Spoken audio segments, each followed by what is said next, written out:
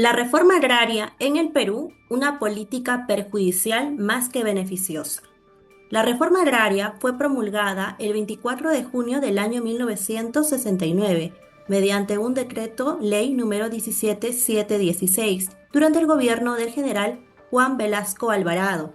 Este punto marcó una inflexión en la historia republicana de nuestro país. Su propósito era eliminar el sistema latifundista y de esta manera poder redistribuir la tierra en favor del campesinado, con la finalidad de lograr lo que es una justicia equitativa y un desarrollo rural.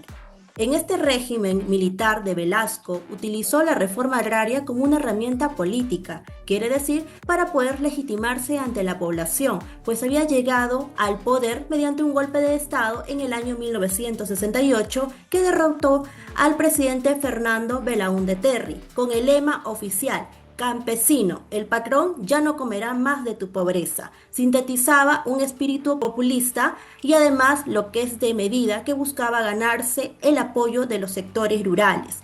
Por lo tanto, en este presente video se sostiene que la reforma agraria no fue beneficiosa para el Perú.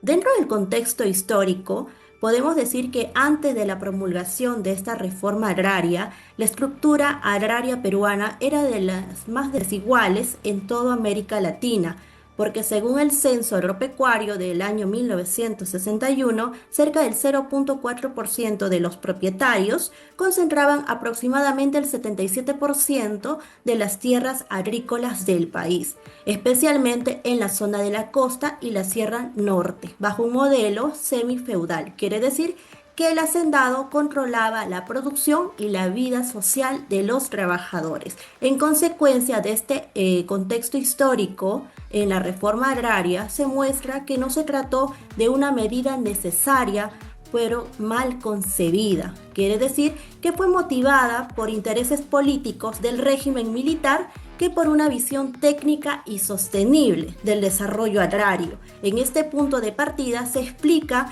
por qué sus resultados fueron predominantemente negativos y sus efectos continuaban condicionando un atraso rural en el Perú contemporáneo. A continuación, mi compañero le va a explicar el siguiente punto. Los resultados del impacto de la reforma agraria en el sector económico fueron desfavorables. Esto se debe a que la gran cantidad de haciendas se expropiaron y entregaron a cooperativas y comunidades campesinas, haciéndose sin una planificación adecuada.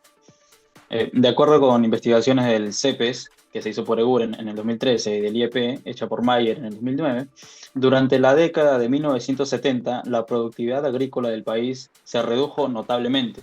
Las cooperativas agrarias, al no contar con experiencia en apoyo técnico, no pudieron mantener los niveles de producción anteriores. A esto se sumó la falta de créditos y capacitación por parte del Estado, lo que ocasionó el abandono de muchas tierras. Como consecuencia, el Perú dejó de ser un país exportador de alimentos, pasando a depender de las importaciones, lo que deterioró la balanza comercial y aumentó la pobreza en las zonas rurales. Uno de los impactos que tuvo en este sector fue lo que es la expropiación y pérdida de superficie productiva. Entre los años de 1969 y 1980 se expropiaron cerca de 10,5 millones de hectáreas, lo que equivalía al 56% de la superficie agrícola nacional. Estas tierras fueron convertidas en aproximadamente 1.200 cooperativas o empresas asociativas, muchas de las cuales fueron abandonadas o posteriormente parceladas nuevamente. Otro impacto fue la reducción de productividad. Durante los años 70, la productividad agrícola en el Perú disminuyó alrededor de un 17%, mientras que en otros países de América Latina crecía cerca del 18%. Se estima que la agricultura nacional tardó unos 30 años en recuperar el nivel del Producto Bruto Interno, o el PBI.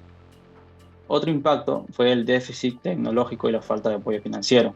Las nuevas cooperativas se vieron afectadas por la falta de asistencia técnica, de acceso a créditos y de infraestructura de riesgo, lo que provocó que muchas tierras quedaran sin uso o fueran poco productivas.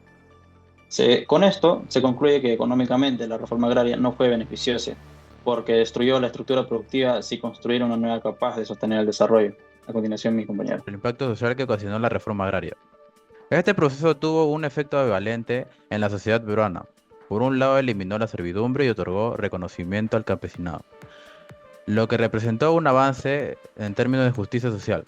Sin embargo, al mismo tiempo generó fragmentación social, ya que muchos beneficiarios no contaban con los recursos ni los conocimientos necesarios para aprovechar las tierras que recibieron. Además, la pobreza en las zonas rurales continúa siendo alta, pues casi el 40% de la población del campo aún vive en situación de pobreza, especialmente en la sierra y la selva del país. Esta situación demuestra que los beneficios de la reforma no lograron sostenerse a lo largo del tiempo. Por otro lado, las carencias de salud, educación e infraestructura siguen afectando a miles de comunidades rurales, lo que limita a su desarrollo y bienestar. A causa de estas dificultades, muchos campesinos migraron hacia las ciudades en busca de mejores oportunidades, contribuyendo al crecimiento desordenado y desigual de las principales urbes del país.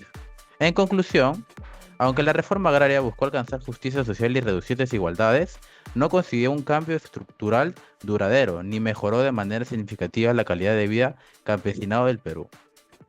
Le doy al siguiente, pues, mi siguiente compañero. Impacto político e institucional. Políticamente, la reforma agraria sirvió como un instrumento de legitimación para un gobierno militar que carecía de respaldo democrático. El régimen de Velasco concentró el poder en el Ejecutivo, marginó a los partidos políticos y suprimió las libertades civiles.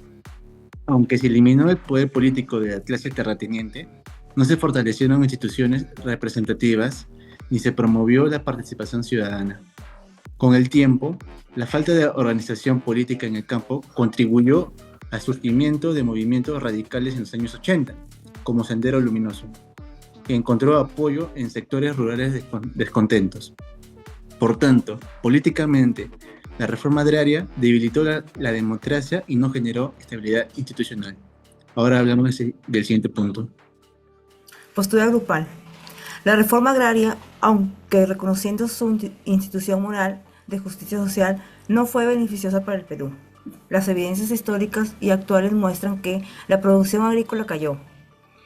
Tomó décadas para recuperar los niveles previos. La pobreza rural ha permanecido alta, con crecimiento a pobreza extrema. Los servicios básicos, la educación y la salud en zonas campesinas siguen siendo no rentables hace décadas.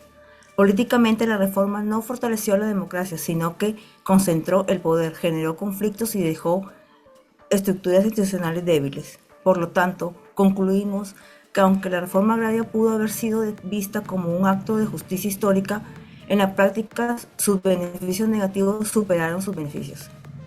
Concluimos que la reforma agraria fue una medida con legitimidad ética ante siglos de desigualdad, pero su ejecución deficiente la convirtió en una política con impacto económico negativo. La caída de la productividad agrícola, la pérdida de superficie útil y el lento retorno, el desarrollo que muestra nuestro país sufrió lo que llamamos 30 años perdidos. Socialmente, aunque hubo mejoras simbólicas y de reconocimiento, las condiciones de pobreza extrema, salud y educación no mejoran. Políticamente, la reforma reforzó el poder ejecutivo militar y marginó la participación democrática de zonas rurales.